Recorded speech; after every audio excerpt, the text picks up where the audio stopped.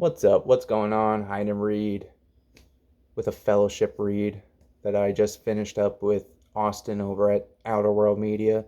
He's a big fan of horror genre and he reads a lot of westerns as well. So he also has a very nice beard. So yeah, cool guy all around. We read a novel by Clive Barker called The Hellboundheart, which, if you're not familiar with, is the inspiration for the movies Hellraiser, which you can just imagine by all this is just all about awful demons and people that are tormented by demons. So that's what this one's going to be about. I enjoyed this book. This is the second time I've read it.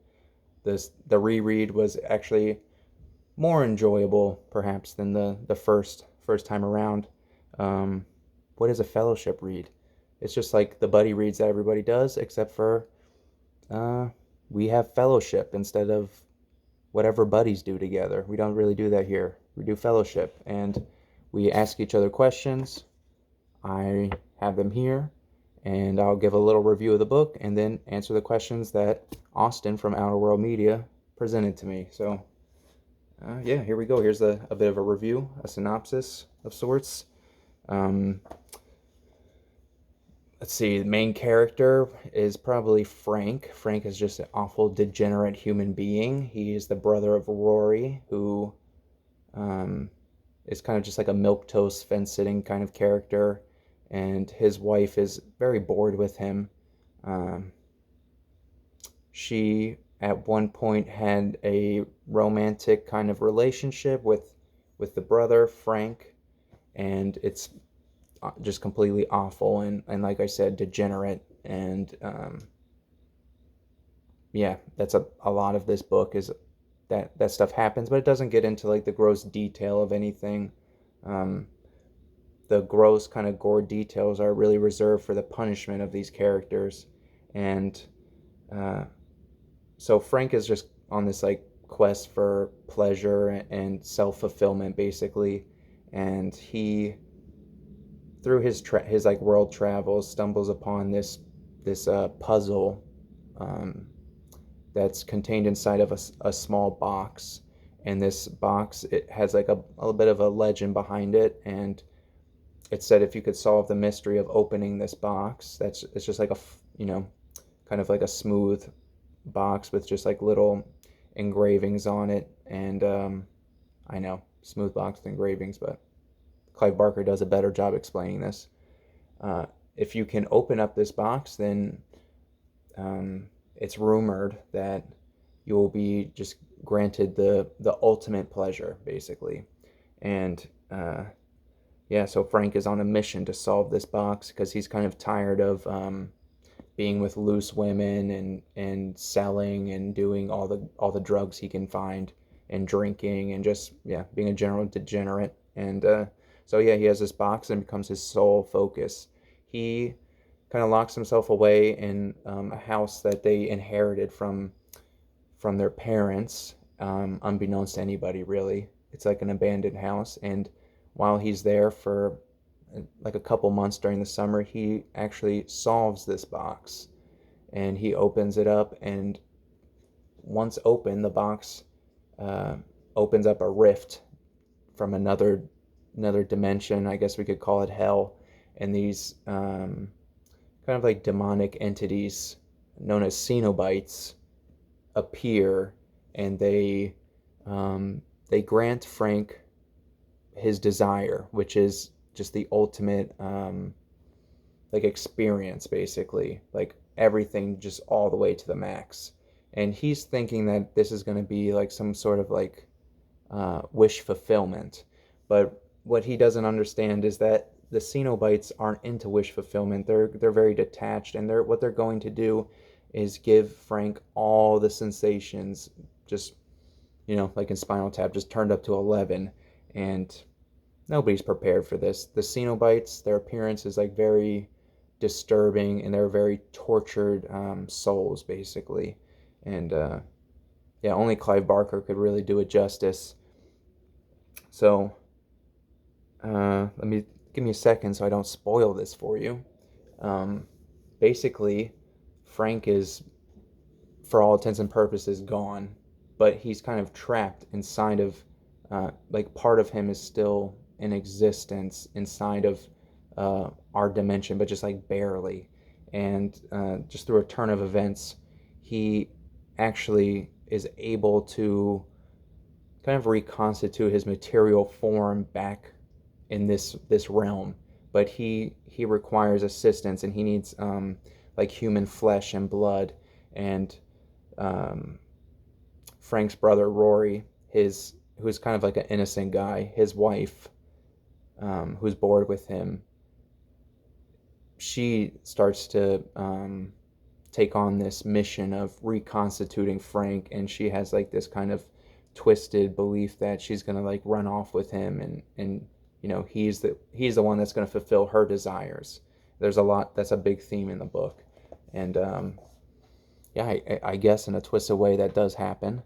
Um, yeah, that's enough of a synopsis, right? That's if you know if you want to read that or not. And the book is very poetic. It's not written in like it is a story. It's a clear story, and there's a clear sequence of events, but there's like a kind of like a prose style to it. Probably not a lot of my viewers are familiar with Wu-Tang Clan, but if you are, then you'll know like Ghostface Killah has like this kind of way of delivering the lyrics where it's not on the nose. Like, he'll just list a bunch of ideas and thoughts, and like you'll understand what he's talking about. And Clive Barker kind of does a good job of this, I feel like, in the book. Um, and the first time I read it, I was kind of going along for a ride. The second time, because I knew the sequence of events, everything was a bit more clear, and I got to think more about like the repercussions and the philosophy of the book, which was awesome. I think I enjoyed my reread more than my initial reading. Although the initial reading I enjoyed as well. So we'll go on to Austin's questions.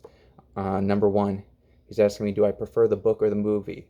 So even though I've read this twice and I enjoyed it a lot the first time, I have not seen any Hellraiser movies. I've been more I think I knew more about this Pinhead character than I knew about him before I knew about the book even existing. So I don't have a valid opinion, but I would just say I'm looking forward to watching Hellraiser movies, and I have a feeling it's a lot different than the book. But yeah, either way, we'll see.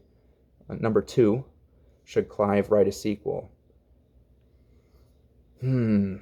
Should, I don't know, but I I don't think he has, and but lots of people have expanded the lore of this story. There's a comic book series, at least one comic book series, and lots of movies, and I imagine they have more to do with the Cenobites than anything. Should Clive write a sequel? Um, if he did, I would be interested in the other puzzles. So I told you already that there's this box that needs to be opened. It's hinted that there are other puzzles as well. I remember one of them is an origami sequence that would open up the realm to let the Cenobites through. There's another one that's a jigsaw puzzle, and there's a few others mentioned as well. And that's what I'm mostly interested in, I think, is who made these puzzles basically, and what inspired them to do that, and yeah, how they work exactly.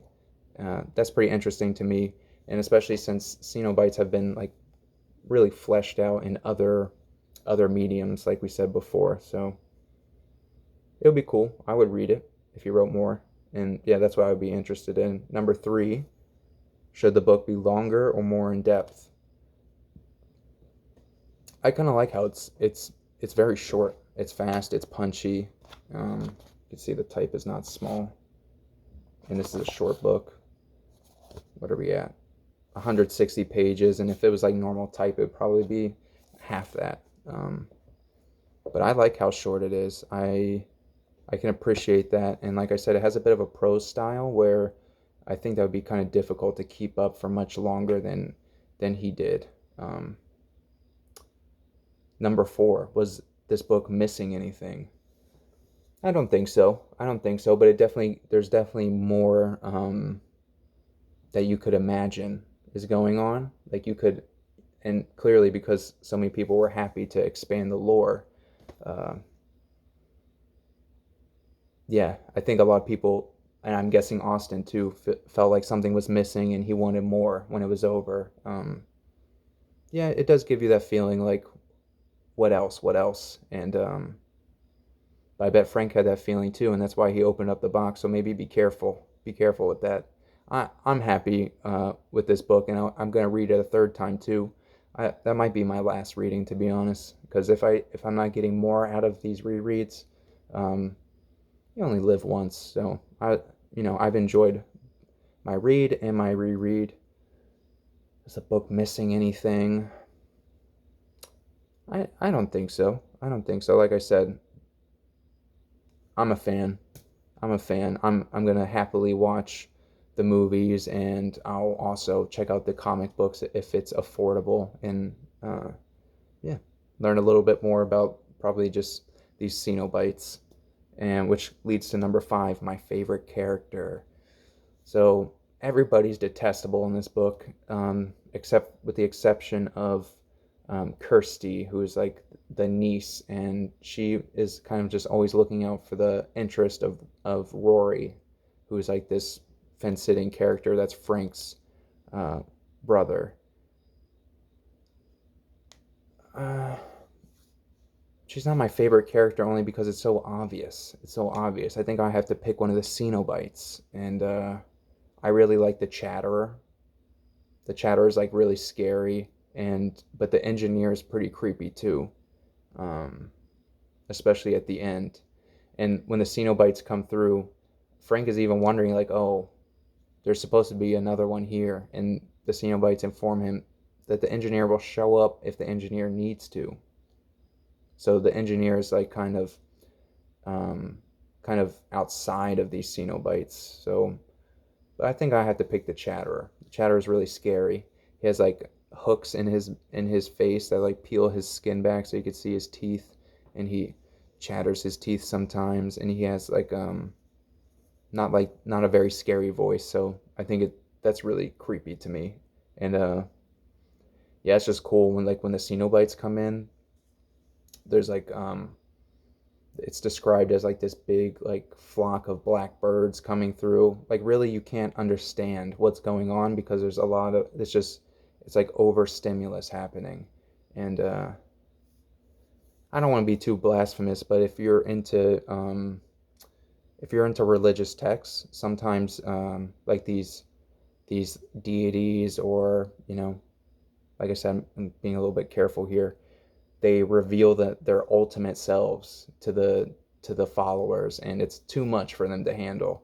And I feel like yeah, when the Cenobites come on the scene, it's a little bit like that, and Frank kind of realizes right away like I shouldn't have done this, like this is too much for me. And yeah, the experience completely overwhelms him, which is, yeah, it's very relatable. And yeah, I think that's probably the scariest part about this book, is that it's very relatable, especially if you're the kind of person that like dives completely into something. Like you become completely invested and you're like following different tracks. Like if you watch the channel, I'm kind of obsessed with this Western frontier kind of drive. And yeah, it just becomes like I kind of get latched onto something and becomes all consuming. And I just feel like a lot of that is going on with Hellboundheart.